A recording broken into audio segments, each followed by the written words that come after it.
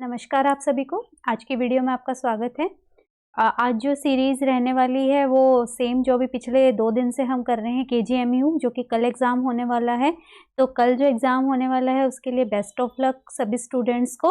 और लक आपको अपना खुद बनाना पड़ता है, तो आपकी मेहनत जो है वो काम आएगी। सिर्फ जो है उस टाइम पे आपका कंसंट्रेशन पूरा होना चाहिए एग्ज़ाम में, क्योंकि छोटे छोटे क्वेश्चंस आते हैं, ज़्यादा लेंथी क्वेश्चंस आते नहीं हैं। आप कई बार मिस इंटरप्रेट करके या ओवर कॉन्फिडेंट होके गलत आंसर कर देते हैं, तो उस चीज़ का ध्यान रखना है।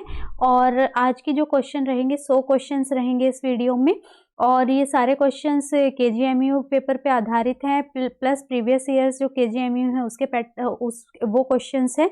तो इसी तरीके की 3 वीडियोस मैंने पहले भी कराई हैं, तो आप उसके लिए प्लेलिस्ट में KGMU प्लेलिस्ट में वो वीडियोस ज़रूर देख लें एग्ज़ाम से पहले। आज की वीडियो की शुरुआत करते हैं। अगर आपको पसंद आ रही है तो लाइक कमेंट जरूर कीजिएगा। चैनल नहीं सब्सक्राइब किया है तो सब्सक्राइब कर सकते हैं for more videos. First question is, आज जो हम क्वेश्चन करेंगे वो बहुत फास्ट हम क्वेश्चन करेंगे ताकि आपका ज़्यादा टाइम वेस्ट ना हो, क्योंकि ये जो है गोल्डन आवर्स कह लीजिए, और आपको जो है कम टाइम में ज़्यादा आउटपुट मिले, तो हम इसी तरीके से क्वेश्चंस की तरफ प्रोसीड करेंगे। फर्स्ट क्वेश्चन है, a child represent features of autistic disease. Autism जो है वो बच्चों में रहता है। ऑटिज्म में क्या होता है कि बच्चा पूरा सोशल इंटरेक्ट नहीं करता, उसको किसी से मिलना जुलना पसंद नहीं होता है, अकेला बच्चा खेलता रहता है। जनरली ऑटिज्म जो है 2 इयर्स के बाद हम नोटिसेबल होने लगता है, लेकिन वो सबसे ज़्यादा नोटिस होता है जब स्कूल में बच्चा जाता है। तो स्कूल में ये टीचर्स जो है सबसे मेन फैक्टर होते हैं इसको डायग्नोज करने के लिए, क्योंकि टीचर्स ही देख रहे हैं कि बच्चा ना किसी के साथ खेल रहा है, ना आई कांटेक्ट कर रहा है, तो वो ऑटिज्म डिटेक्ट होता है। तो यहाँ पे ऑटिज्म क्या है? Lack of social interaction, live in fantasy, live in unreal world and unresponsive. Responsive तो होता है लेकिन मिंगल नहीं करता है दूसरों के साथ, तो यहाँ lack of social interaction is the right answer. Next, match list 1 and 2 and select the correct answer. यहाँ पे एक लिस्ट में कुछ जो है इक्विपमेंट्स या ड्रग्स वगैरह दिए हैं, दूसरे में बायोमेडिकल वेस्ट के बैग दिए हैं, तो कि कौन सी चीज किस बैग में जाएगी? कैथेटर जैसे कि रबर से मेड है, रबर किस में जाता है? रेड में जाता है, तो ए का जो है 4 होगा। देन टोन रजिस्ट्रेशन फॉर्म्स, ये क्या है? पेपर है, पेपर सीधा ब्लैक में जाते हैं, तो बी का 3 ये वाला आंसर होगा। ए का 4, बी का 3। सी एक्सपायर्ड ड्रग्स से ब्लिस्टर से निकाल के, जो उसका पैकेट होता है उससे निकाल के जाते हैं, किसमें? येलो में जाते हैं। एंड एंटीबायोटिक बोटल्स जो कि एम्प्यूल्स होती हैं, ठीक है, जो शीशे की बोतल होती हैं, वो जाती हैं ब्लू में। तो यहाँ बी राइट आंसर होगा according to the waste segregation rule, biomedical waste management rules. Next, Which of the following is the earliest symptom of vitamin A deficiency? Vitamin A deficiency का earliest symptom क्या होगा? Vitamin A जो है उसको anti infective vitamin भी बोलते हैं, और जो बच्चे होते हैं ना 9 मंथ ऑनवर्ड्स जो है इम्यूनाइजेशन शेड्यूल में विटामिन ए की डोसेज इंक्लूड कर दी जाती है। 9 मंथ पे दी जाती है, उसके बाद 16 मंथ पे दी जाती है, उसके बाद जो है टाइफाइड वैक्सीन मतलब 2 साल से, जब 2 साल से ऊपर हो जाता है बच्चा तब दी जाती है, और उसके बाद हर 6 मंथ में दी जाती है अप टू 5 ईयर्स। तो इसका कारण रहता है कि बच्चे में विटामिन ई की डेफिशिएंसी ना हो। विटामिन ए जो है वो मीजल्स के केस में भी दिया जाता है, मीजल्स होता है तो उसमें भी विटामिन ए प्रोफाइलेक्सिस दी जाती है, प्लस जो बच्चों की आई साइट के लिए भी विटामिन ए का जो है रोल रहता है। विटामिन ए जो ऑरेंज कलर की फ्रूट्स या सब्जियां होती हैं उनमें ज़्यादातर मात्रा में पाया जाता है, और ये इसका अर्लीस्ट सिम्टम जो रहता है वो रहता है नाइट ब्लाइंडनेस। रात के समय बच्चे को धुंधला दिखाई देने लग जाता है, आंखों में ड्राइनेस जैसी हो जाती है, बाद में आती है, लेकिन जो सबसे पहले साइन आएगा वो होगा night blindness, C. Next, the lymphatic fluid aspirated from pleural space. Pleural space से लिम्फेटिक फ्लूइड का एस्पिरेशन को क्या बोलते हैं? Pneumothorax, chylothorax, hemothorax and pleurisy. जो प्लूरल स्पेस होता है, जो लंग्स होते हैं उनमें 2 लेयर होती हैं, जो visceral pleura and parietal pleura. अंदर वाली इज जो है विसरल प्लूरा, बाहर इज पैराइटल प्लूरा। इसमें जो है लिम्फ के भर जाने को क्या कहते हैं? इसको काइलोथोरेक्स बोलते हैं। लिम्फ में हमारे प्लाज्मा, एंटीबॉडी ये सब प्रेजेंट होते हैं। न्यूमोथोरेक्स में क्या होता है? यहाँ पे एयर प्रेजेंट हो जाती है, एंड हीमोथोरेक्स में यहाँ ब्लड प्रेजेंट होता है, एंड प्लूरेसी होता है चेस्ट पेन इनकी रबिंग की वजह से, लेयर्स के रबिंग की वजह से। तो दिस इज काइलोथोरेक्स कि लिम्फेटिक फ्लूइड जो है वो एस्पिरेट हो, B. Next, a child with marasmus having diarrhea and no appetite, what will be preferred food that gives energy to the brain? एक बच्चा है, मरासमस है, प्रोटीन एनर्जी मालन्यूट्रिशन होता है, एक क्वाशियरकोर होता है, क्वाशियरकोर में प्रोटीन की डेफिशिएंसी होती है, मरासमस में जो है एनर्जी डेफिशिएंसी रहती है। तो ये जो है इसके बच्चे को डायरिया हो रहा है, कोई भूख नहीं लग रही है, तो कौन सा प्रिफर्ड फूड जो देना है ताकि ब्रेन को एनर्जी मिले? Ketone body, glucose, fatty food and cold chips. यहाँ पे ग्लूकोज देंगे क्योंकि ब्रेन टिश्यूज को ग्लूकोज की कंजप्शन चाहिए होती है, और अगर बच्चा खाना नहीं खा रहा है प्लस डायरिया भी हो रहा है तो डिहाइड्रेशन हो रहा है, ब्रेन टिश्यूज तक ग्लूकोज ना पहुंचने के कारण जो है वो उनकी फंक्शनिंग हैम्पर होने लग जाती है, तो इसीलिए जो है ग्लूकोज दिया जाता है, C. Next, what kind of induration is seen in person with no risk factor of tuberculosis? किसी में इंड्यूरेशन, ये क्या कौन सा टेस्ट होता है? मॉन्टॉक्स टेस्ट इसको बोलते हैं। यहाँ पे 0.1 ml जो है PPD, protein purified derivative, intradermally दिया जाता है, फिर उसके चारों तरफ राउंड कर देते हैं, और फिर जो है 48 से 72 घंटे के बाद उसकी इंड्यूरेशन देखते हैं कि कितना जो है वो बढ़ा है। तो यहाँ पे उस बंदे में कोई रिस्क फैक्टर एसोसिएटेड नहीं है टीबी का, तो उसमें इंड्यूरेशन कितनी दिखाई देती है? जनरली मोर देन 15 mm, और ये माना जाता है कि इनमें जो है डायरेक्ट इन्फेक्शन, एकदम से माइकोबैक्टीरियम ने लंग को इन्फेक्ट किया है, कम्युनिटी एक्वायर्ड इन्फेक्शन ये हो सकता है, तो induration is more than 15 mm in such case. Next, a patient shows sign of hot spot on the leg cast. Which of the following indicator recognizes by nurse officer? Hot spot का क्या मतलब होता है? जब पैर पे plaster बंधा होता है तो वहाँ पे कुछ गीला चला गया है, या फिर मॉइस्ट रह गई है स्किन, या फिर जो है ये क्या इंडिकेट करता है? अगर वहाँ पे गीला रह गया प्लस ऊपर से प्लास्टर है तो पूरी स्किन क्या हो जाएगी? रप्चर हो जाएगी, एब्रेड हो जाएगी, जिसकी वजह से वहाँ पे इन्फेक्शन लीड हो सकता है। तो हॉट स्पॉट यानी कि बहुत पेन होना, बहुत गर्माहट महसूस होना, ये सारी चीज़ें किसके साइन होते हैं? साइन ऑफ इन्फेक्शन होता है कि स्किन ब्रेकडाउन होने की वजह से। तो ए राइट आंसर रहेगा। Next, the major benefit of mediolateral episiotomy. Episiotomy कैसे देते हैं? जो हमारा इस तरीके से और लेटरल कर देते हैं उसको, क्यों? क्योंकि यहाँ पे क्या है, एनल ओपनिंग प्रेजेंट होती है, तो अगर हमने सीधा काट दिया तो हो सकता है कि एनल टिश्यूज भी क्या हो जाएं? रप्चर हो जाएं। इसलिए मीडियोलेटरल ऐसे करके साइड में कर दी जाती है to prevent the rupture of anal muscles. तो यहाँ पे ए राइट आंसर होगा कि एनल मसल्स के टीयर को बचाने के लिए ऐसा किया जाता है। Next, the diluent used for dilution of Japanese encephalitis. Japanese encephalitis के डाइल्यूशन के लिए क्या यूज किया जाता है? Normal saline, distil water, sodium bicarbonate and PBS. PBS होता है फॉस्फेट बफेट सलाइन। यहाँ पे नॉर्मल सलाइन हम किसके लिए यूज़ करते हैं? जनरली नॉर्मल सलाइन हम बीसीजी के डाइल्यूशन के लिए यूज़ करते हैं, और डिस्टिल वाटर जनरली एमएमआर के लिए के साथ प्रेजेंट होता है। यहाँ पे जो जैपनीज इंसेफेलाइटिस ये नेशनल इम्यूनाइजेशन शेड्यूल में नहीं है, ये उन्हीं स्टेट्स में ज़्यादातर लगता है जहाँ पे जैपनीज इंसेफेलाइटिस पाया जाता है। तो ये पीबीएस इसके साथ ही आता है, जिसको फॉस्फेट बफेट सलाइन बोलते हैं, ये इसके साथ प्रेजेंट होता है, इसी में इसको डाइल्यूट करके वैक्सीन को दिया जाता है। तो डी राइट आंसर है। Next, external radiation of the patient with cancer chemotherapy is suggested by after radiation therapy. There is radiodermatitis on the patient's body. What should be the suggested? एक patient है जिसको radiation therapy मिल रही है, उसको dermatitis हो गया है, जो स्किन है, स्किन में जो है इन्फेक्शियस डिजीज, स्किन में एलर्जिक रिएक्शन हो गए हैं, डर्मेटाइटिस रिजल्ट हो गया, सूख गई है स्किन, स्केली हो गई है। तो क्या सजेस्ट करेंगे ऐसे केस में? Apply lotion and cream to get relief. ऐसे केस में कभी भी कोई लोशन वगैरह नहीं यूज़ करते हैं, तो ये नहीं होगा। Wash area with strong soap, strong soap नहीं यूज़ करना है, बिल्कुल माइल्ड और इवन नो सोप जो है वो सलाह दी जाती है। Avoid applying cream and lotion, ये बोला जाता है क्रीम एंड लोशन नहीं लगाना है वहाँ पे। और ये सनस्क्रीन वाइल आउट, सनस्क्रीन भी नहीं यूज़ करने के लिए बोलते हैं, कुछ भी क्रीम वगैरह यूज़ करने के लिए अवॉइड करने के लिए बोलते हैं जब ऐसे स्किन में डर्मेटाइटिस प्रेजेंट होता है। तो सी राइट आंसर है। Next, which of the following are included in function of community health nurse except. Community health nurse का इसमें से क्या फंक्शन नहीं है? Administering drug, health educator, counsellor, motivator. ये हेल्थ एजुकेशन भी देती है without regarding different disease, counselling भी करती है एज फैमिली प्लानिंग हो गया, या फिर काउंसलिंग फॉर इम्यूनाइजेशन वगैरह, मोटिवेट भी करती है। तो यहाँ पे ड्रग एडमिनिस्टर करना कम्युनिटी हेल्थ नर्स का काम नहीं है, तो ए राइट आंसर रहेगा। Next, irritation, swelling, warmth and redness and at IV infusion site is the sign of।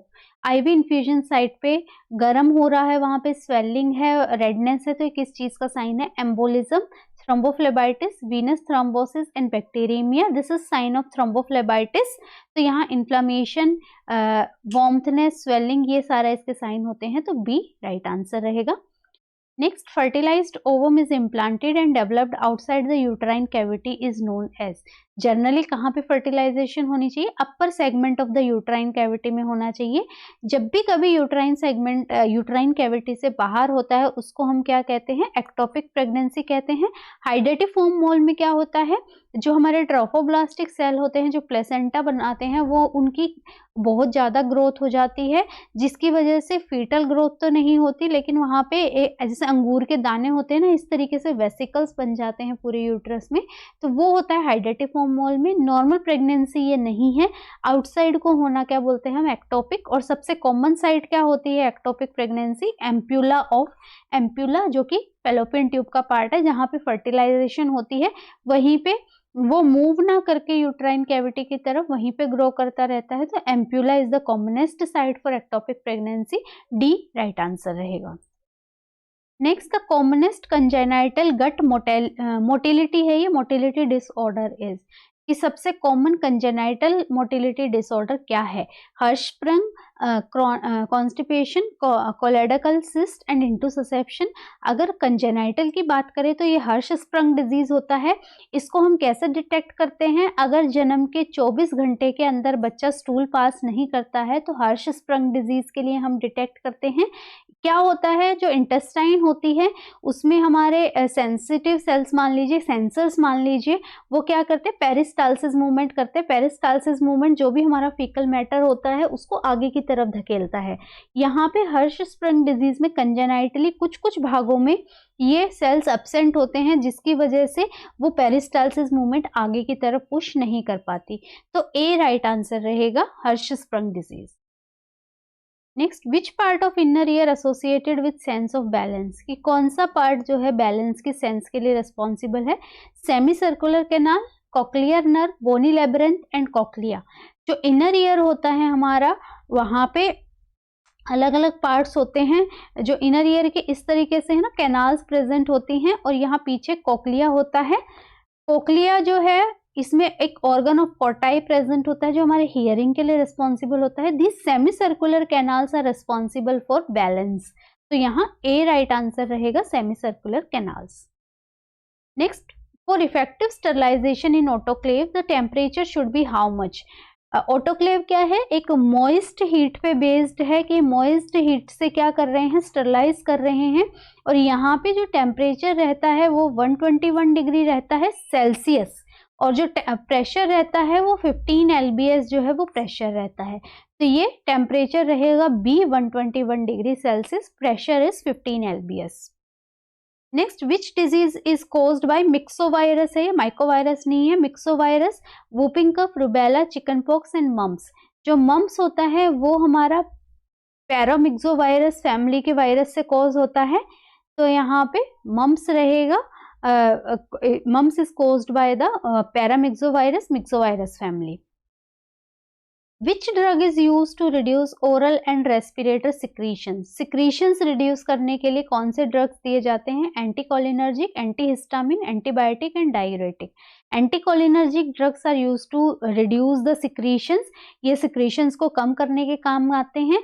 कोई भी ऐसा प्रोसीजर, सर्जरी हो गई, उससे पहले ये दिए जाते हैं ताकि सर्जरी के टाइम पे ज़्यादा सिक्रीशंस ना हो और एस्पिरेट होने का खतरा ना हो। तो ए राइट आंसर होगा, anticholinergics are the drugs which are used to decrease the secretions. Next, in myocardial infarction which drug is administered sublingually and intravenously. Myocardial infarction में क्या होता है, जनरली जो कोरोनरी आर्टरी होती है जो ब्लड हार्ट को सप्लाई कर रही है उसमें वेजोस्पाज्म हो जाता है, और वेजोस्पाज्म होने, वेजो कंस्ट्रिक्शन होने की वजह से जो मायोकार्डियम है वहां तक ब्लड नहीं पहुंच पाता। तो जिसके चलते हमें क्या करना होता है, वेजो डायलेटर देते हैं ताकि ये डायलेट हो जाए, और सबसे कॉमन है नाइट्रोग्लिसरीन दिया जाता है। वो जीभ के नीचे दवाई रखी जाती है और जो है वेजो डायलेटर की तरह एक्ट करता है, कोरोनरी आर्टरी को डायलेट करने का काम करता है। अब जो है कभी भी मायोकार्डियल इंजरी होती है तो जो सबसे पहले जो प्रोटीन रेज होता है मायोकार्डियल इंजरी में वो मायोग्लोबिन होता है, लेकिन जो सबसे स्पेसिफिक अगर प्रोटीन की बात करें तो वो ट्रोपोनिन होता है, सबसे specific indicator of myocardial injury. तो ये भी दो क्वेश्चंस पूछे जाते हैं कि सबसे पहले कौन सा रेज होता है, सबसे पहले मायोग्लोबिन होता है। अगर मायोग्लोबिन ऑप्शन में नहीं है तब आप ट्रोपोनिन को टिक करेंगे, और अगर सबसे स्पेसिफिक पूछा जाता है of the myocardial injury then it is troponin. और सॉरी, ट्रोपोनिन से भी पहले CKMB क्रिएटिनिन काइनेज जो है वो रिलीज होता है और उसके बाद ट्रोपोनिन होता है। ट्रोपोनिन जनरली 4 से 6 घंटे के बाद आफ्टर मायोकार्डियल इंजरी रिलीज होता है। Next, the inflammation of Fallopian tube. Fallopian tube को क्या बोलते हैं, साल्पिंजिस बोलते हैं, और इसकी इन्फ्लामेशन आइटिस लगा देंगे तो वो इन्फ्लामेशन हो जाएगा। तो बी राइट आंसर रहेगा कि inflammation of Fallopian tube is known as salpingitis. Next, after the baby is born, the hormone prolactin is stimulated from which endocrine gland? Prolactin जो है प्रोलैक्टिन है मिल्क सिक्रीशन को increase करने के काम करता है। ये कहाँ से रिलीज होता है, anterior pituitary, thyroid, posterior and adrenaline. ये एंटीरियर पिट्यूटरी से रिलीज होता है। पोस्टीरियर पिट्यूटरी से हमारे दो ही हार्मोन रिलीज होते हैं, ADH anti diuretic hormone and oxytocin. Anterior pituitary से हमारे ACTH adrenocorticotropin hormone, thyroid stimulating hormone, और ये ग्रोथ हार्मोन और प्रोलैक्टिन, ये सारे जो हैं हमारे एंटीरियर पिट्यूटरी से सिक्रेट होते हैं। तो ये A रहेगा right answer. Next, the combination of 4 congenital cardiac anomalies is known as. जहाँ पे 4 कंजेनाइटल एनोमली होती हैं, patent ductus arteriosus, stenosis of pulmonary artery, arterial septal defect and tetralogy of Fallot. Tetralogy नाम में ही है, टेट्रा मतलब 4, तो यहाँ 4 होते हैं। याद करने के लिए आप याद रखेंगे प्रूव से, P for pulmonary stenosis, pulmonic valve का स्टेनोसिस हो जाता है, R for right ventricular hypertrophy, then O for overriding of aorta and V for ventricular septal defect. तो ये सारे चीज जो हैं यहाँ पे प्रेजेंट होते हैं किसमें, टेट्रोलॉजी ऑफ फैलेट में। और टेट्रोलॉजी ऑफ फैलेट में जो पोजीशन बच्चे को दी जाती है रिलीव करने के लिए टेट स्पेल्स को, वो नी चेस्ट पोजीशन दी जाती है या स्क्वेटिंग पोजीशन दी जाती है। तो ये भी एक क्वेश्चन यहाँ से बनता है और पूछा जाता है। तो D राइट आंसर रहेगा। Next, examination with the help of stethoscope is known as palpation, percussion, manipulation and auscultation. इसको हम अस्कल्टेशन बोलते हैं। पाल्पेशन हम फिंगर टिप्स की हेल्प से करते हैं। परकशन हम क्या करते हैं, टैप करके करते हैं, साउंड प्रोड्यूस करके। तो ये D राइट आंसर रहेगा, auscultation. Next, an infant should be excessively breast feed till how many months. Excessive breast feed का, एक्सक्लूसिव ब्रेस्ट फीड का क्या मतलब है, ये एक्सेसिवली नहीं है, एक्सक्लूसिवली है ये यहाँ पे क्वेश्चन में। एक्सक्लूसिव का मतलब है सिर्फ माँ का दूध देना है, कोई भी जो है ऊपर का पानी, दूध, हनी, ये कुछ भी नहीं देना है। उस कब तक कंटिन्यू करना है, 6 मंथ, ये तो सबको ही पता होगा, 6 महीने सिर्फ माँ का दूध। तो ये जो है एक्सक्लूसिव ब्रेस्ट फीडिंग कहलाती है up to 6 month. Next, the disease of bone remodeling, where normal balance between bone building and bone breakdown become disorganized, will result in 2. देखिए, बोन में 2 तरीके के सेल्स होते हैं हमारे, ओस्टियोब्लास्ट और ओस्टियोक्लास्ट। क्लास्ट सेल्स होते हैं हमारे डिस्ट्रक्शन के लिए और ब्लास्ट होते हैं हमारे प्रोडक्शन के लिए। तो ऑस्टियोब्लास्ट सेल्स हमारे बोन बनाते हैं और ऑस्टियोक्लास्ट सेल जब बोन के पुराने ओल्ड टिश्यूज हो जाते हैं उनको तोड़ के नए फॉर्मेशन करते हैं। तो एक बैलेंस बना रहता है, टूटने और बनने की प्रक्रिया जो है बोन में चलती रहती है। अब जो है यहाँ पे क्या कह रहा है, बोन बिल्डिंग और ब्रेकडाउन डिसऑर्गेनाइज हो गया है, मतलब बन उतनी जल्दी नहीं रही है जितनी जल्दी ब्रेकडाउन हो रहा है। उसको क्या बोलते हैं, Paget's disease, Meniere's disease, osteomalacia and rickets. This is known as Paget's disease. Meniere's disease क्या होती है, वो इनर ईयर का प्रॉब्लम है जहाँ पे वर्टाइगो वगैरह प्रेजेंट होता है, दैट इज मिनियार्स डिजीज, जहाँ पे fluid imbalance in the inner ear हो जाता है। ऑस्टियोमलेशिया और ऑस्टियो रिकेट्स में दोनों में विटामिन D3 की डेफिशिएंसी हो जाती है। अगर ये बच्चों में होती है जहाँ बोन फॉर्मेशन की एज है तो वो रिकेट्स कहलाती है, और जहाँ ये बड़ों में होती है जहाँ ऑलरेडी बोन फॉर्म्ड है और उनमें कैल्शियम डिपॉजिट नहीं हो पा रहा है, तब ये ऑस्टियोमलेशिया कहलाता है, जिसको हम सॉफ्टनिंग ऑफ बोन्स भी बोलते हैं। तो यहाँ ये पेजेट्स डिजीज है।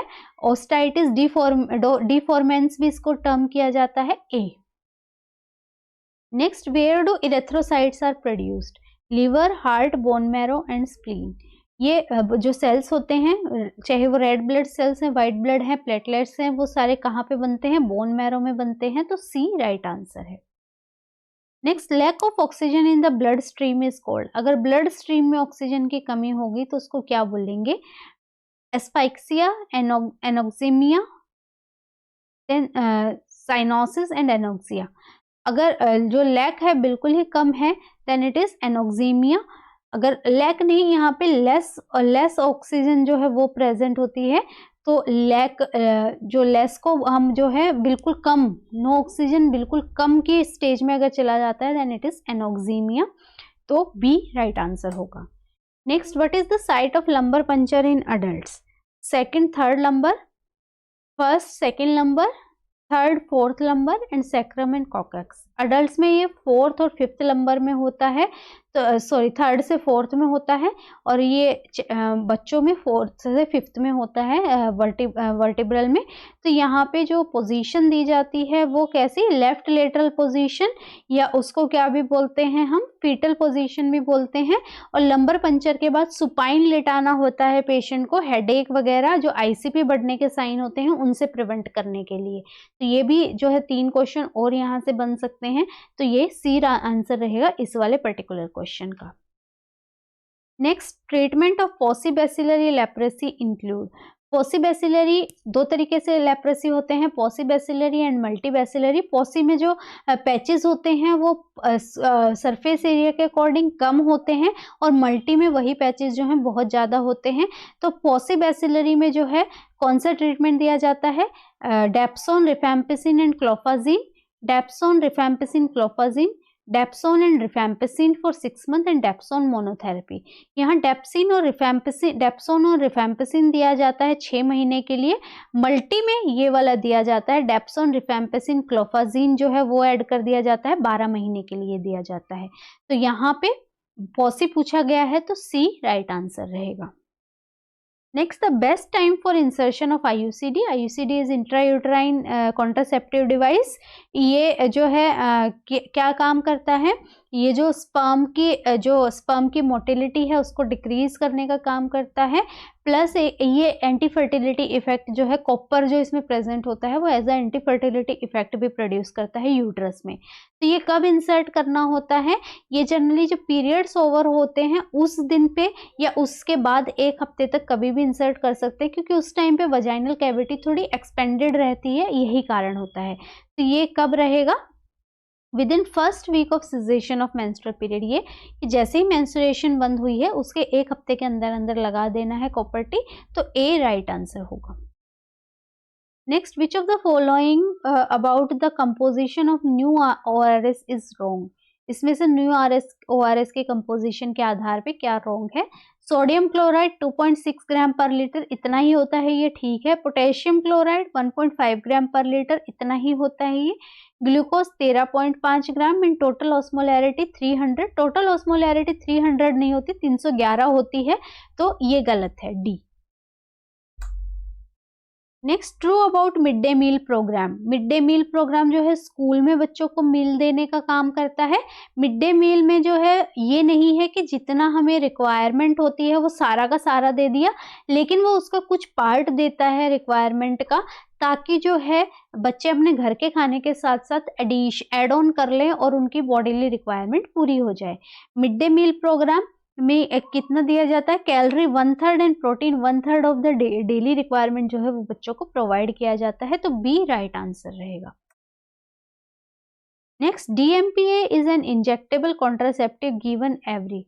DMPA जो है डिपोमिड्रॉक्सी प्रोजेस्टेरोन एसीटेट होता है, इसका दूसरा नाम अंतरा के नाम से आता है ये सरकारी अस्पतालों में, और ये हर 3 महीने में 3 महीने में देना होता है। और जब वुमेन को ये सलाह देते हैं कि एक बार बंद करने के बाद भी जो एंटी फर्टिलिटी इफेक्ट है ना, तो 7 से 9 महीने तक रहता है। तो जब आपको कंसीव करना हो तो उससे काफी दिन पहले आपको बंद कर देना होगा, ताकि वो पीरियड भी जो है ओवर हो जाए। यहाँ सी राइट आंसर होगा। DMPA जो है हर 3 महीने में रिपीट करते हैं। Next, mini pills contain. Mini pills एक कंट्रासेप्टिव का टाइप है जिसमें सिर्फ जो है प्रोजेस्टेरोन होता है। प्रोजेस्टेरोन ओनली पिल या प्रेजेस्टिन पिल्स भी इनको बोला जाता है। इनमें सिर्फ और सिर्फ प्रोजेस्टेरोन होता है। जो हमारे माला इन माला डी होता है उनमें लीवोनेर्जिस्ट्रोल वगैरह भी होता है, इसमें सिर्फ और सिर्फ प्रोजेस्टेरोन होता है, तो ए राइट आंसर रहेगा। Next, RCH2 has set the goal of achieving couple protection rate of. जो RCH reproductive and child health programme था उसमें 2 फेजेस आए थे, जो 2005 से शुरू हुआ था सेकेंड फेज। तो इसमें कपल प्रोटेक्शन रेट का कितना गोल सेट किया गया था, 48%, 60, 65 एंड 100। इसमें 65% जो है कपल प्रोटेक्शन रेट का गोल जो है वो सेट किया गया था। मतलब कि जो एक कपल है वो जो है कंट्रासेप्टिव मेथड्स कितना अडॉप्ट कर रहा है, वो CPR couple protection rate indicate करता है। तो उसका 65% जो है वो गोल सेट हुआ था। Next, the strain used for BCG vaccine. BCG vaccine देने के लिए कौन सा स्ट्रेन यूज करते हैं, एडमॉन्स्टोन, जैग्रेब्स्टेन, ओका स्ट्रेन, डेनिश 1331 एंड RA27/3। जो BCG वैक्सीन होती है उसमें स्ट्रेन रहता है Danish 1331C। Next, in tuberculosis the combination of antimicrobials is used. Tuberculosis में एंटीमाइक्रोबियल ड्रग भी यूज करते हैं, क्यों, to delay the development of resistance, to reduce toxicity, to broaden the anti spectrum, to prevent liberation of toxin. यहाँ पे जो हमारे tubercular drug है उनमें रेजिस्टेंस बहुत जल्दी डेवलप कर जाते हैं, तो उस रेजिस्टेंस को डिले करने के लिए कि इतनी जल्दी रेजिस्टेंस ना डेवलप करें, हम एंटीमाइक्रोबियल्स भी देते हैं साथ में। तो A is the right answer. Next, WHO stage 4 HIV include all except. HIV की स्टेजेस दी थी WHO ने, जहाँ पे स्टेज 1 में कोई सिम्टम नहीं, स्टेज 2 में माइल्ड सिम्टम, स्टेज 3 में मॉडरेट एंड स्टेज 4 में सीवियर सिम्टम्स थे। तो ये स्टेज 4 का कौन सा सिम्टम इसमें नहीं है, toxoplasmosis, pneumocystis carinii, HIV wasting syndrome and oral thrush. Oral thrush जो है वो शुरू में ही प्रेजेंट होता है, तो ये 4th स्टेज का सिम्टम नहीं है, D। Next, a person has received complete immunization against tetanus 10 years ago, and now person with a clean wound without any laceration from an injury sustained 3 hours ago. How should he should now be given? एक person है जिसको जो है complete immunisation मिला है tetanus का 10 साल पहले, और अब जो है कोई लेसरेशन नहीं है, वुंड में क्लीन वुंड दिखाई दे रहा है, तो क्या करेंगे, सीधा एक शॉट दे देंगे टीटी का, उसके अलावा कुछ नहीं करना है, क्योंकि टीटी जो है 10 साल पहले मिलने की हिस्ट्री है, इसलिए एक शॉट रिपीट करेंगे। तो यहाँ पे single dose of tetanus toxoid is the right answer. Next, all of the following represent specific protection mode of disease prevention except. Specific protection जो है मतलब किसी पर्टिकुलर बीमारी के अगेंस्ट हम प्रोटेक्ट कर रहे हैं, लेकिन अभी बीमारी हुई नहीं है उससे पहले, तो ये किस टाइप का प्रिवेंशन होता है, ये प्राइमरी प्रिवेंशन होता है, जहाँ पे हम प्रिवेंटिव मेजर्स की बात करते हैं। Chemoprophylaxis for meningococcal, personal hygiene and environmental sanitation, use of condoms and iodization of salt. अब देखो यहाँ मेनिंजोकोकल के लिए हम काम कर रहे हैं तो ये स्पेसिफिक प्रोटेक्शन ये हो गया। यहाँ हम कॉन्डोम्स कॉन्ट्रासेप्टिव फैमिली प्लानिंग के लिए पर्टिकुलर काम कर रहे हैं तो ये भी हो गया। आयोडाइजेशन ऑफ सॉल्ट हम जो है जो हमारा थायराइड ग्लैंड है उसके फंक्शनिंग के लिए कर रहे हैं तो ये भी स्पेसिफिक प्रोटेक्शन हो गया। This is not specific protection, this is protection but not specific to particular disease, तो ये राइट आंसर रहेगा। Next, the newborn to women infected with hepatitis B should undergo which treatment. एक mother है जिसको hepatitis B है तो उसके बच्चे को क्या ट्रीटमेंट मिलना चाहिए। जनरली जब भी बच्चे पैदा होते हैं उनको जन्म के 12 घंटे के अंदर जो है हेपेटाइटिस बी का इंजेक्शन लगाया जाता है। अगर पर्टिकुलर केस में उनकी मदर पॉजिटिव थी तो उनको पहले इम्यूनोग्लोबुलिन दिया जाता है जो कि पैसिव इम्यूनिटी बॉडी को प्रोवाइड किया जाएगा। उसके बाद बर्थ पे लगाया जाता है, उसके बाद 1 मंथ पे और उसके बाद 6 मंथ पे। तो इस तरीके से 4 हेपेटाइटिस के इंजेक्शन उनको दिए जाते हैं। तो डी राइट आंसर रहेगा कि इम्यूनोग्लोबुलिन विद इन 12 आवर्स पहले देना है। हेपेटाइटिस बी की वैक्सीन जो देते हैं वो देनी है, 1 महीने पे लगना है, उसके बाद 6 महीने पे लगना है। डी।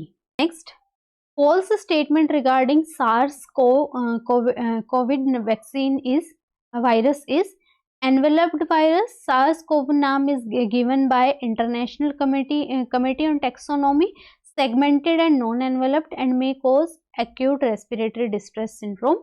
ये जो है SARS segmented और non-enveloped नहीं, एक enveloped virus होता है, cased virus होता है, तो ये wrong statement है regarding this C. Next, all of the following qualities of community health nursing. कौन सी इनमें से क्वालिटी है कम्युनिटी हेल्थ नर्सिंग की। Interest in people, good interpersonal skill, sensitive observation and all of the above. All of the above सारे ही, उसको जो है population में इंटरेस्ट भी होना चाहिए तभी वो जो है इजीली अप्रोच कर पाएगी और अपने जो भी हेल्थ पॉलिसीज़ है वो बता पाएगी। इंटरपर्सनल स्किल अच्छी होनी चाहिए while working in the community. जो ऑब्जर्वेशन है वो बहुत ही सटीक और सेंसिटिव होनी चाहिए। तो सारे ही जो है एक क्वालिटी है कम्युनिटी हेल्थ नर्स के। Next, what is the colour of normal amniotic fluid. Normal amniotic fluid जो है उसका कलर क्या होता है, एम्बर कलर उसको बोलते हैं। क्लियर फ्लूइड होता है नॉर्मल, और ये जो है ए रहेगा clear water. Dark brown green colour meconium stain में होता है। गोल्डन कलर RH इनकम्पेटिबिलिटी में होता है। डार्क ब्राउन जो है पोस्ट मैच्योरिटी में होता है। तो यहाँ जो नॉर्मल कलर है वो एम्बर कलर होता है जिसमें कि straw of white vernix caseosa भी प्रेजेंट होता है। A. Next, the client return to the unit from surgery with BP इतना, pulse 132, respiration 30। Which action by the nurse should receive priority।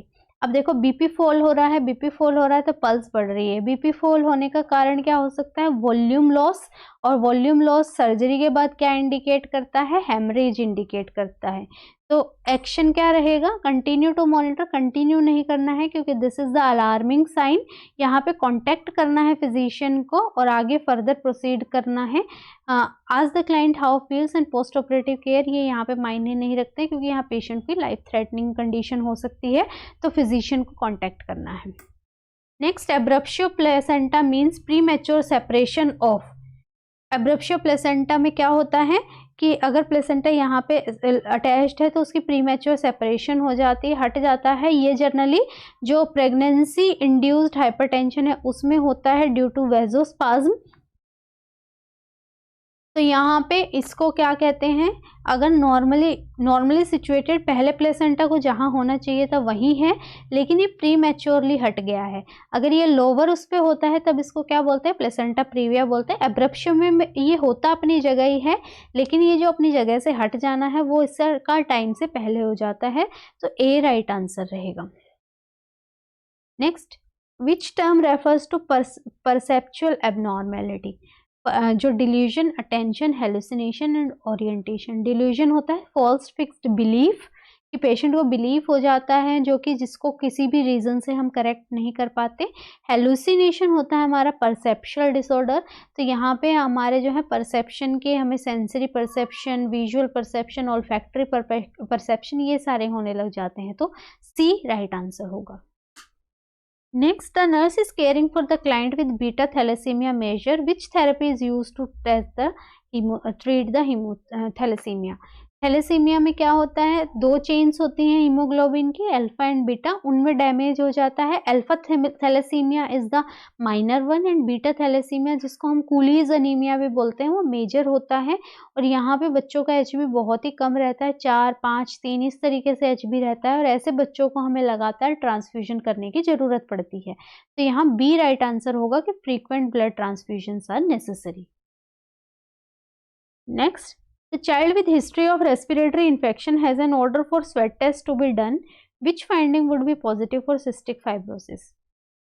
Cystic fibrosis में क्या होता है कि एक जेनेटिक म्यूटेशन है जहाँ पे जो जीन रेस्पॉन्सिबल होता है क्लोराइड बैलेंस के लिए वो जो है माल फंक्शनिंग हो जाती है। क्लोराइड जो है वो बैलेंस खराब हो जाता है यहाँ पे, और क्लोराइड बैलेंस की वजह से जो सिक्रीशंस होती हैं वो बहुत ही थिक हो जाती हैं जिसकी वजह से पूरे रेस्पिरेटरी ट्रैक्ट में जम जाती हैं, पूरे जीआई ट्रैक्ट में सिक्रीशंस जम जाती हैं। ये सिस्टिक फाइब्रोसिस में रहता है।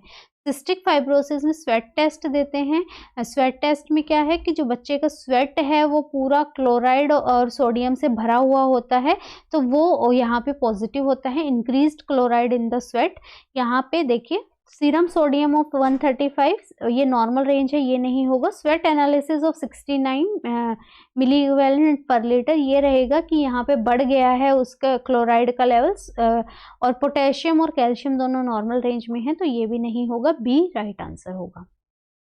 Next, what is the main side effect of ECT? ECT क्या रहता है? इलेक्ट्रोकन्वल्सिव थेरेपी रहता है। ये जनरली हम डिप्रेशन के केस में देते हैं, और ईसीटी देने से पहले हम क्या करते हैं कि मसल रिलैक्सेंट हम देते हैं पेशेंट को, और एनेस्थीसिया भी दिया जाता है आजकल मॉडिफाइड ईसीटी में। और ईसीटी का जो मेन साइड इफेक्ट होता है वो थोड़ी सी देर के लिए रेट्रोग्रेड एमनेशिया हो जाता है, पेशेंट जो है भूल जाता है कुछ देर के लिए, तो ए राइट आंसर होगा। Next question is the major side effect of haloperidol. Haloperidol क्या है? एक एंटीसाइकोटिक ड्रग है, और एंटीसाइकोटिक ड्रग का जो मेजर साइड इफेक्ट होते हैं वो एक्स्ट्रा पैरामिडल सिम्टम्स होते हैं, जिनमें कि हमारा पार्किंसोनियन, टार्डिव डिस्काइनेजिया, डिस्टोनिया, एकाइथीसिया, ये प्रेजेंट होते हैं। तो यहाँ पे ये एक्स्ट्रा पिरामिडल साइड इफेक्ट इसके मेन साइड इफेक्ट रहते हैं, सी। Next, स्पाइरोनोलेक्टोन present. स्पाइरोनोलेक्टोन को पोटेशियम स्पेयरिंग डायूरेटिक बोला जाता है। पोटेशियम स्पेयरिंग मतलब पोटेशियम को जो है सेव करके रखता है और पोटेशियम को एक्सक्रीट करने से बचाता है। तो ये क्या कॉज करेगा? हाइपरकैलेमिया कॉज करता है, C. Which of the following electrolyte does insulin help to move into the cell? Insulin को सेल में मूव करने के लिए कौन सा इलेक्ट्रोलाइट हेल्प करता है? Potassium carbonate, sodium and chloride. Potassium is the electrolyte which help to move insulin into the cell A. Next, while taking temperature from rectal route in children, thermometer should be inserted about. Rectal route से temperature लेने के लिए thermometer कितना insert करना है? 0.5 inch, 1 inch, 1.5 and 0.75। ये 1 inch के around जो है थर्मोमीटर इंसर्ट करते हैं while taking temperature from rectal route. Next, therapeutic blood level range for lithium. Lithium का जो है एंटीमेनिक ड्रग होता है, मेनिया के केस में दिया जाता है, और थेरेप्यूटिक रेंज इसकी क्या रहती है? 0.6 से 1.2 रहती है। Any level above 1.5 indicate toxicity, तो यहाँ 0.6 से 1.2 milli equivalent is the right answer. Next, which Leopold manoeuvre is used to assess the fetal attitude during abdominal palpation?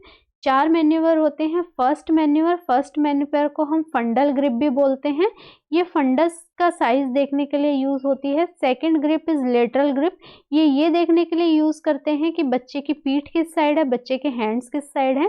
Third grip को हम जो है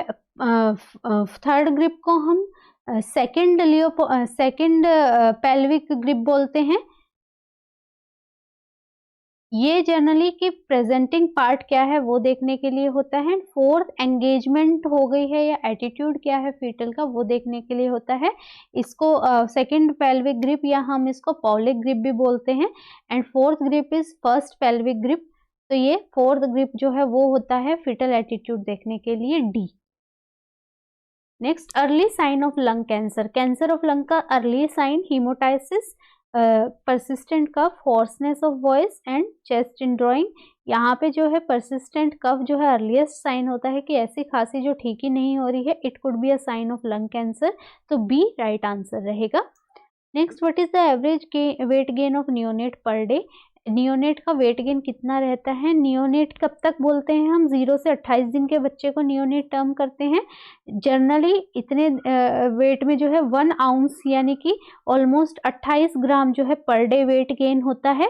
तो ये 25 से 30 gram is the right answer. ये अप टू 3 मंथ्स रहता है 28 ग्राम के अकॉर्डिंग. उसके बाद 4 महीने ऑनवर्ड्स ये 20 ग्राम के करीब हो जाता है. तो यहाँ बी राइट आंसर होगा 25 से 30 gram. Next, at what age does the child normally develop social smile milestone? Social smile मतलब दूसरों को देख के बच्चा मुस्कुराता है. ये एज अर्ली एज जो है 2 मंथ्स में ये माइलस्टोन आ जाता है. 2 महीने का मतलब है 8 हफ्ते में सोशल स्माइल जो है वो डेवलप हो जाती है. D. Next, ptosis is result from trauma in.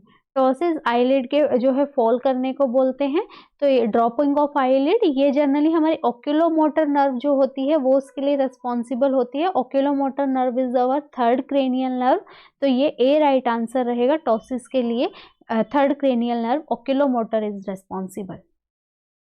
Next, a client with C4 spinal injury is at risk for. जो C4 नर्व होती है वो हमारे डायफ्राम को सप्लाई करती है. Diaphragm is responsible for our respiratory function. तो जब उसको इंजरी हो जाएगी तो ऑब्वियसली रेस्पिरेटरी कॉम्प्रोमाइज होगा. तो बी राइट आंसर रहेगा respiratory compromise. Next, a principle of ethical practice include respect and trustful behaviour toward the client is known as. Client की तरफ रिस्पेक्टफुल एंड ट्रस्टफुल बिहेवियर को क्या बोलते हैं? Veracity, accountability, justice and autonomy. यहाँ पे जो क्लाइंट है उसके लिए बिल्कुल क्लियर ट्रांसपेरेंट होना, कोई झूठ नहीं बोलना, फरेब ना करना, उसको हम वेरासिटी टर्म करते हैं. तो यहाँ पे ए राइट आंसर रहेगा veracity. Next, which of the following is viral like infection that primarily affect the respiratory system? जो कि कफ, फीवर, बॉडी एक जैसे सिम्टम प्रोड्यूस करता है. Influenza, hepatitis, mumps and chicken pox. Influenza होता है ये जो कि अपर रेस्पिरेटरी ट्रैक्ट इन्फेक्शन के सिम्टम्स प्रोड्यूस करता है. A. Next, an 8-year-old client admitted to the hospital in sickle cell crisis, appropriate care during this period. 8 साल का बच्चा है, सिक्कल सेल है. जो हमारे नॉर्मल आरबीसी होते हैं वो राउंड डिस्क शेप होते हैं इस तरीके से. सिक्कल में वो इस तरीके से बन जाते हैं शेप और एक जगह से पाइल अप होने के कारण जो है वो ब्लड फ्लो को ऑक्लूड कर देते हैं, नैरोइंग कर देते हैं. तो ये सिक्कल सेल क्राइसिस हो जाता है. ऐसे केस में हमें ऑक्सीजन थेरेपी देनी होती है. वो ऑक्सीजन जो है सिकलिंग को रिवर्स करती है, फ्लूइड को एनहेंस करना पड़ता है और पेशेंट को बहुत ज़्यादा पेन होता है क्योंकि ब्लड फ्लो रुक जाता है जिसकी वजह से हमें पेन किलर्स देने होंगे. तो यहाँ आइए ऑप्शंस देखते हैं. Administration of analgesic, cold compress, restricted fluid until crisis is over and active range of motion. यहाँ एक्टिव रेंज ऑफ मोशन नहीं कराते हैं, जो है पेशेंट को रेस्ट कराते हैं, फ्लूइड को इंक्रीज करते हैं, ऑक्सीजन देते हैं और एनाल्जेसिक देंगे. तो ए राइट आंसर रहेगा कि एनाल्जेसिक हमें देना पड़ेगा क्योंकि जो बॉडी में क्या नहीं है, ब्लड ढंग से सर्कुलेट नहीं हो रहा है जिसकी वजह से इश्चीमिया होके पेनफुल कंडीशन रिजल्ट करेंगी. Next, the growth chart is known as. WHO का ग्रोथ चार्ट को क्या बोलते हैं? Apgar score, road to health, new Ballard score and GCS score. यहाँ पे इसको रोड टू हेल्थ चार्ट भी बोलते हैं. अपगार स्कोर जो है वो सबको ही पता है किस चीज़ के लिए यूज़ होता है, बच्चे की एक्सटर्नल एनवायरनमेंट में कोपिंग के लिए यूज़ होता है. आफ्टर बर्थ 1 मिनट पे और 5 मिनट पे उसको असेस किया जाता है. बल्लार्ड स्कोर जो है वो प्रीटर्म इन्फेंट के केस में यूज़ करते हैं और GCS स्कोर जो है लेवल ऑफ कॉन्शियसनेस के लिए यूज़ करते हैं. This growth chart is known as road to health chart. Next is identify the correct statement among the following related to weight of the child. Normal birth weight 2.5 से 3.5 होता है, ये सही बात है, ठीक है.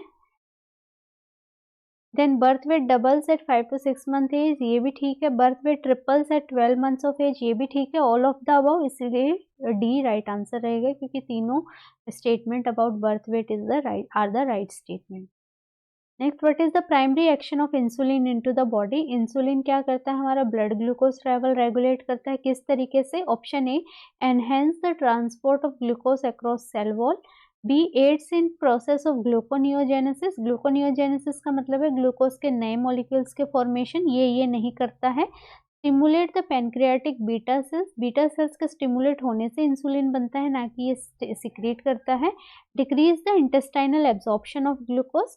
ये जो है क्या करता है कि ग्लूकोज को सेल्स के अंदर धकेलने, जहाँ पे ग्लूकोज का काम होता है वहाँ पे भेजने का काम करता है इंसुलिन। तो ए राइट आंसर रहेगा। Next, when a nurse is performing surgical hand hygiene she must keep hands. अगर surgical hand hygiene generally surgical procedure, aseptic procedure या सर्जरी के लिए करते हैं, तो उस टाइम पे हैंड्स को कहाँ रखना है, जो वेस्ट लेवल होता है उससे ऊपर रखने के लिए बोलते हैं, क्योंकि वेस्ट से नीचे जो है अनस्टेराइल एरिया कंसीडर किया जाता है। तो ये क्या है, अबव एल्बोस जो है इस तरीके से हैंड्स को रखने के लिए बोलते हैं। ए।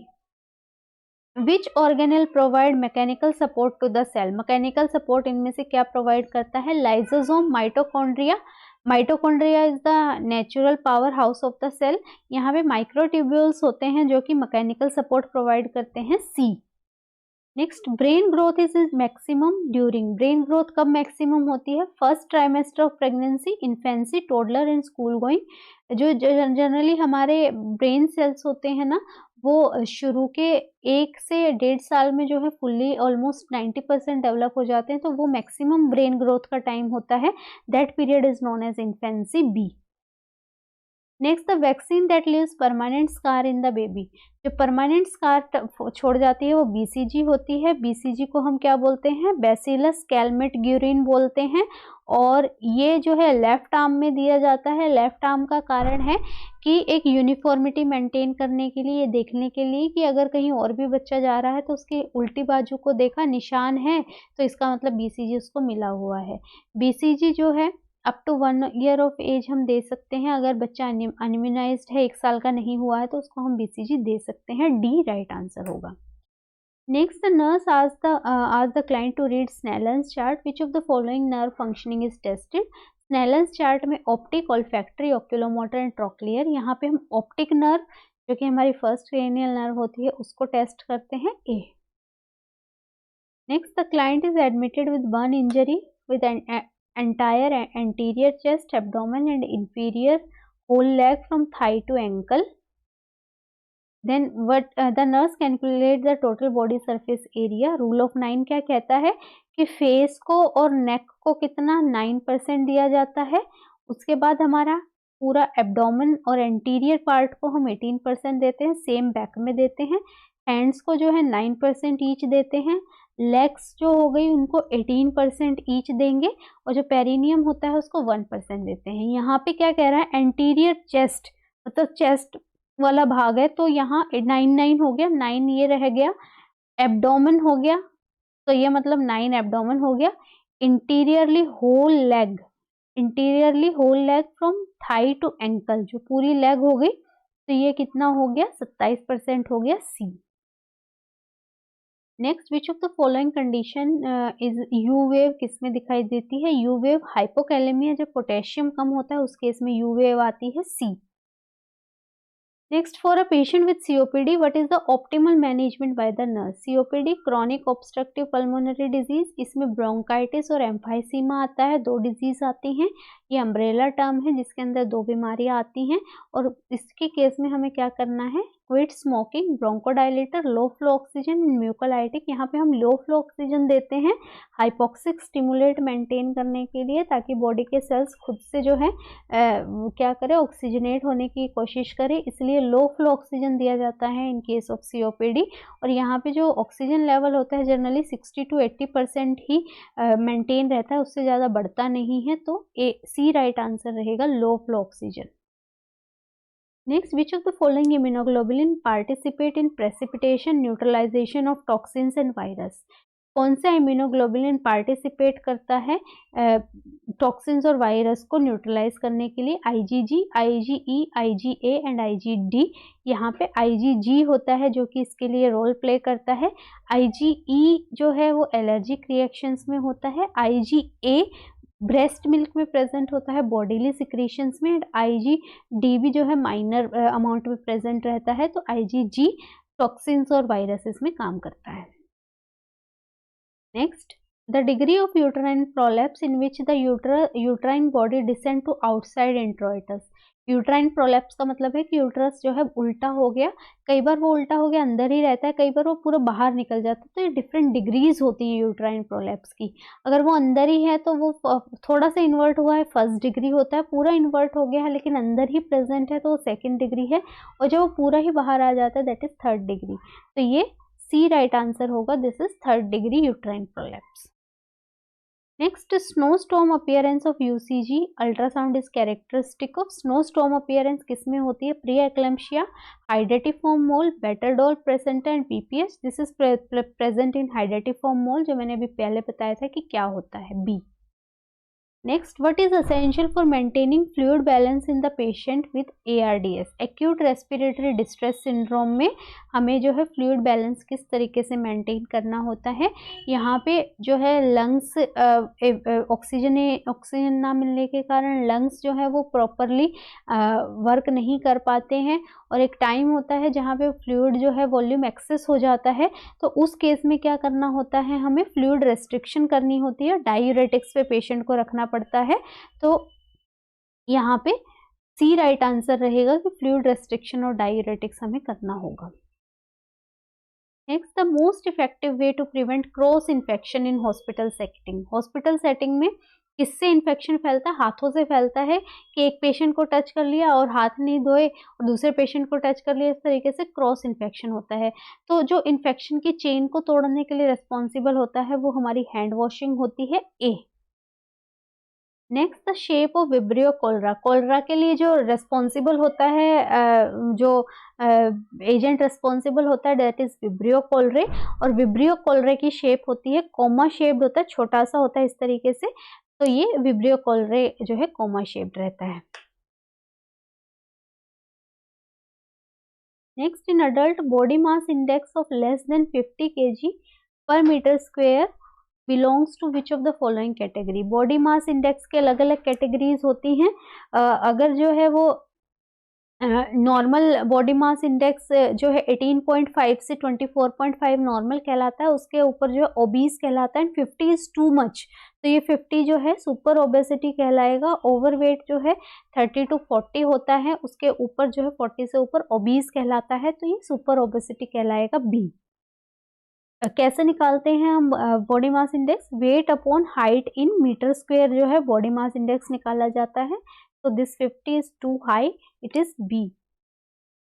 Next, the major chemical compound found in human kidney stone. Human kidney stone में मेजर क्या प्रेजेंट होता है? Urea, calcium oxalate, calcium carbonate and calcium sulphate. Calcium oxalate जो है सबसे ज़्यादा स्टोन कैल्शियम ऑक्जिलेट के प्रेजेंट होते हैं। और जब भी कभी स्टोन होते हैं हम पेशेंट को क्या सलाह देते हैं कि स्ट्रेन करना है, यूरिन को छानना है, ये देखने के लिए कि यूरिन में स्टोन निकले हैं या नहीं। तो बी राइट आंसर रहेगा।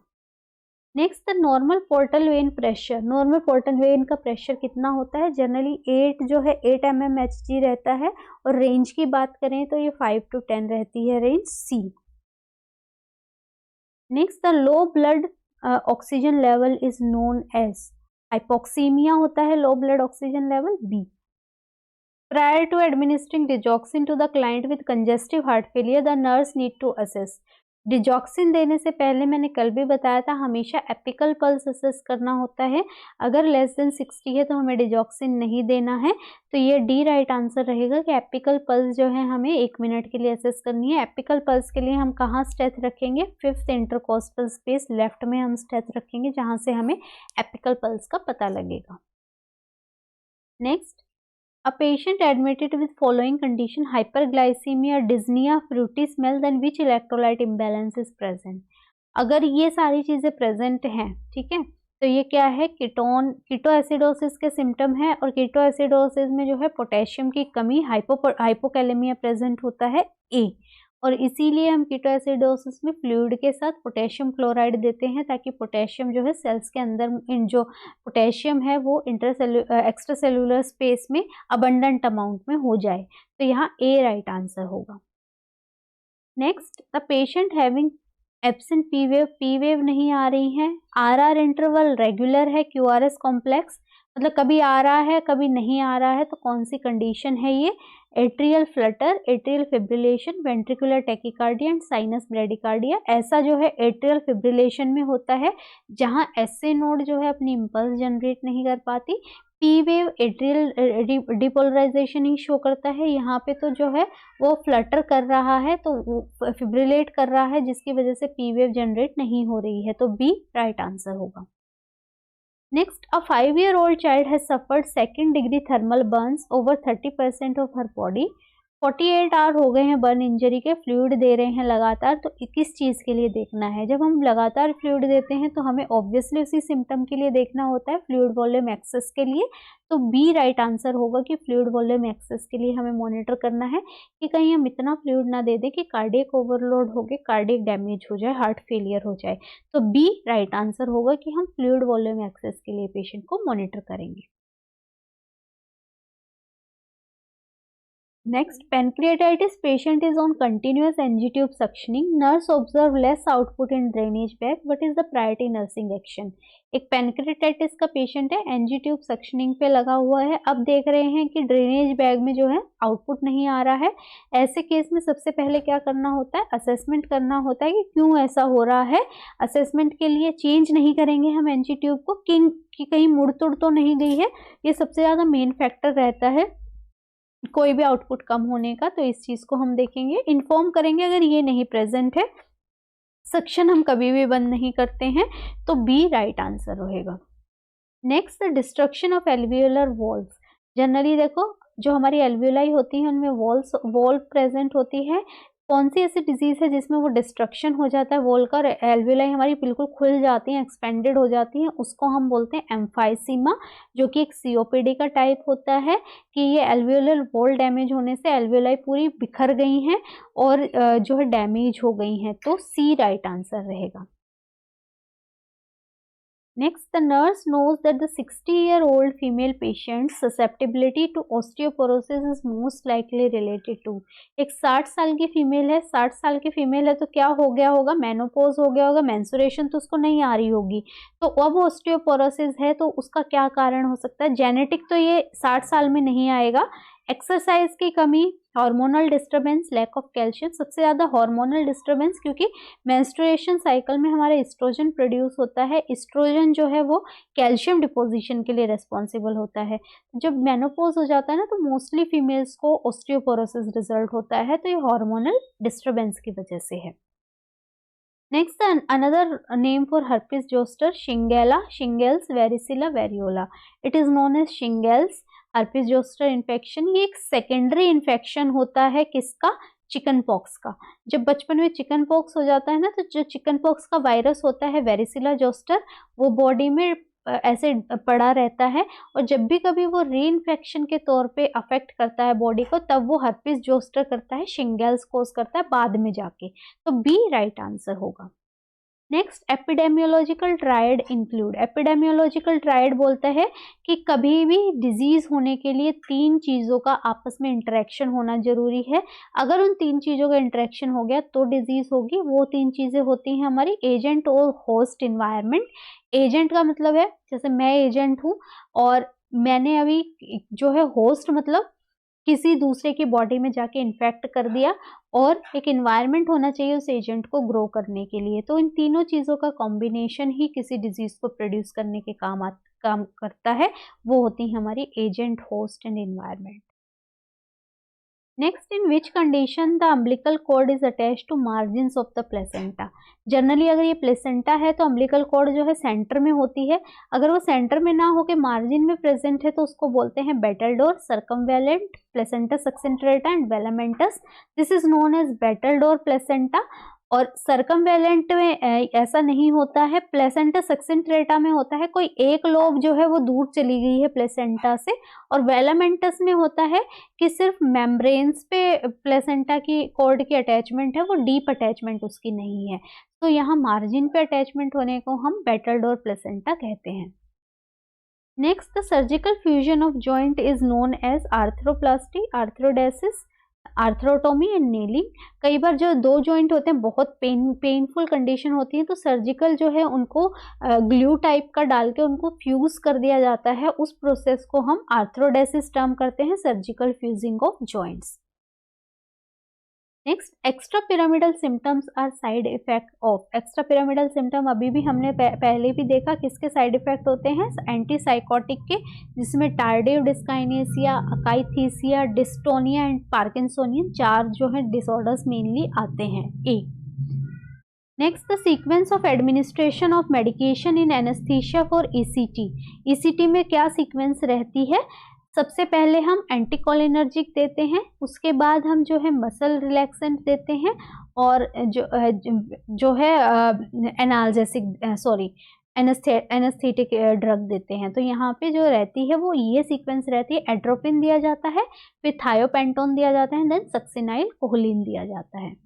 Next, the best measurement done by anthropometric. Anthropometric measurement में इसमें से क्या आता है? Weight, height, BP, blood sugar and lipid. यहाँ पे वेट एंड हाइट जो है वो एंथ्रोपोमेट्रिक का पार्ट होता है। ए राइट आंसर रहेगा। This was all about for today. All the best for tomorrow's exam, और आई होप आप एग्जाम अच्छा करेंगे। और अगर वीडियो पसंद आई है तो लाइक कमेंट जरूर कीजिए। चैनल नहीं सब्सक्राइब किया है तो सब्सक्राइब कर सकते हैं फॉर मोर वीडियो।